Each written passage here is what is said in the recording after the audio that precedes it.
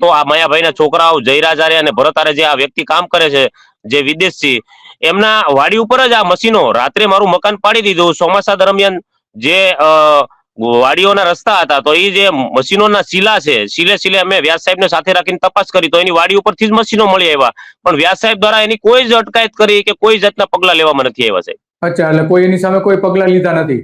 નહીં પછી સાહેબ, કોઈ જ જાતના પગલા લેવામાં નથી આવ્યા. તમારી ફરિયાદ લીધી કે નથી લીધી પછી તમે જે ફરિયાદ આપતા હતા એમાં?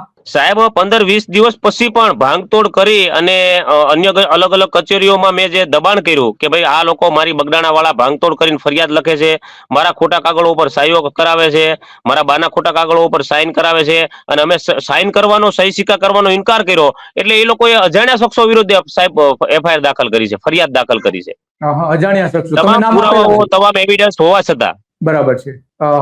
તો આ ગામમાં તો ગ્રામ પંચાયત કે સરપંચે કે કોઈ તમને પછી કઈ એને તમને ટેકો આપ્યો છે, આ લોકોનો વિરોધ કર્યો છે?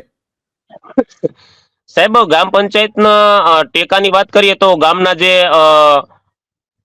ન્યાયના હિત માટે જે લોકોએ સપોર્ટ આપ્યો છે, ગામમાં બધા જ માણસોએ મને સપોર્ટ આપ્યો છે.